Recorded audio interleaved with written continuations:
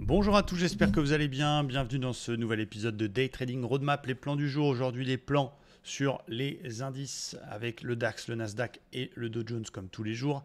Attention, aujourd'hui on aura la BCE, la Banque Centrale Européenne, qui à 14h15 donnera sa décision à son tour concernant les taux d'intérêt. Hier c'était les États-Unis qui n'ont pas changé de plan, qui ont monté leur taux d'intérêt de 0,25 avec même Jérôme Powell qui a suggéré qu'une pause pouvait peut-être avoir lieu dans le resserrement monétaire. Et donc la BCE, à son tour, elle n'a pas trop le choix, elle, de continuer à monter. Elle est un petit peu en retard par rapport aux autres banques centrales. Le marché est encore indécis, 0,25, 0,50, on verra ça à 14h15. Et il y aura le discours également de Christine Lagarde à 14h45. Beaucoup de news également, les inscriptions au chômage aux États-Unis, pas mal de statistiques dans l'après-midi. Donc ça risque d'être une journée un petit peu chargé, compliqué, volatile. En tout cas, je l'espère mieux qu'hier. Hier, on n'a absolument rien fait. J'ai encaissé le TP d'un très beau trade sur le Forex. Je vais vous montrer. On a pris une divergence sur l'USD Yen. Magnifique, divergence baissière. Exactement dans notre stratégie. Tout en haut ici, on est sorti sur le ratio de 5 sur cette divergence. Donc 5 fois la perte. Donc c'est quand même assez important. Ça m'a fait ma semaine. Voilà, très clairement. Donc hier, je suis resté complètement à l'écart parce que c'était la Fed. Et aujourd'hui, on va voir s'il se passe quelque chose de bien. Sur le DAX, pour faire assez rapide au niveau du plan du jour, bon, on est toujours dans ce canal haussier qui montre que pour l'instant, la tendance reste haussière. Une belle baisse quand même sur la bougie de mardi. Arami hier, mais pour l'instant, qui donne rien. Et finalement, on est dans un range. Vous allez voir. On est dans un range bloqué entre une zone, là je suis en 4 heures, une zone de bas de range vers les 15 850, une zone de haut de range vers les 16 050. Dans l'OPR, donc un peu triste ce DAX. On va voir si on peut avoir une configuration en cassure réintégration du range. C'est un niveau que je surveille. Et si ça continue de baisser, je surveillerai le bas de ce canal daily que je vous ai montré tout à l'heure dans une autre zone un peu plus bas, vers les 600. Donc c'est deux zones que j'ai mis sous alerte. J'aime bien les configurations en fausse cassure. Il faudrait que ça casse, qu'on réintègre pour aller pourquoi pas rechercher le haut de range. Il y avait eu ça sur le Nasdaq la semaine dernière.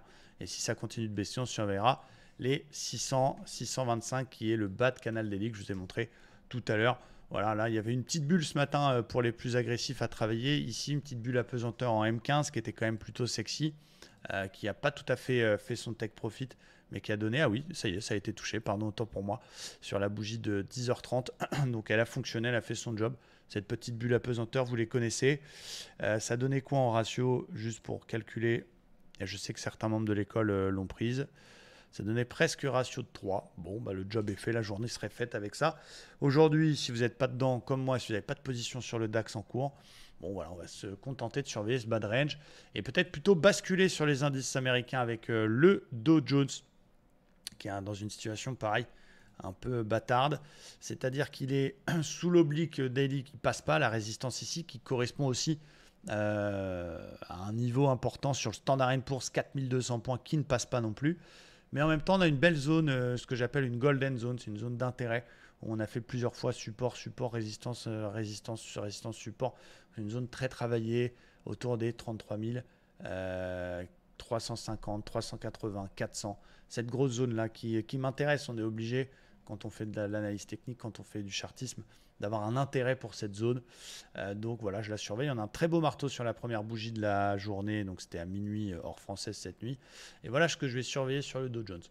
Si on vient retester les plus bas du jour, d'ailleurs sur lequel on a eu une bulle cette nuit, et qu'on a un beau signal dans ma zone, je peux tenter un achat contre tendance vers 33 300 points.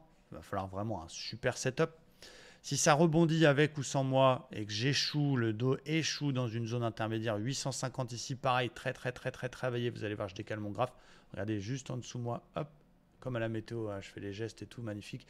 Ici, ça peut se travailler aussi à la vente. C'est au milieu du range si on a un beau signal vendeur là-dedans. Donc par exemple, on rebondit, ça échoue et on fait un beau signal, une belle divergence, un beau double top. Je peux travailler. Et au-dessus des 61 000 de toute la baisse d'hier, si jamais il casse par le haut les 950, bah là, je continuerai à chercher des achats jusqu'au haut de range. Donc, je répète, 33 300, très beau signal, je peux acheter. Au-dessus des 950, j'achèterai jusqu'au haut de range. Dans la zone intermédiaire, je peux tenter une vente si jamais on a un très beau signal. Du côté du Nasdaq, c'est un petit peu la même chose. Le marché se remet à la fois d'une banque, encore une fois hier, une banque régionale aux États-Unis qui a perdu 60%. C'est ce qui a pesé sur la tendance plus que le discours de Powell. Et aussi, du coup, la politique monétaire de la Fed. Donc le Nasdaq, lui, il est toujours dans son biseau daily ascendant. Donc voilà, tant qu'il sera là-dedans, je serai plutôt acheteur. On a aussi un très beau range qu'on voit qui a été faussement cassé. On en a profité la semaine dernière, c'était magnifique. On avait vraiment une super config ici. Donc je vais surveiller le bas de range vers 970. Je vais surveiller forcément le haut de range si jamais on y va et qu'on échoue dedans. Et plus court terme dans la journée, je peux surveiller comme sur le dos les plus bas du jour vers les 13 060. Il est en flux baissier, il est dans un canal baissier, donc ça ne va pas être évident à jouer.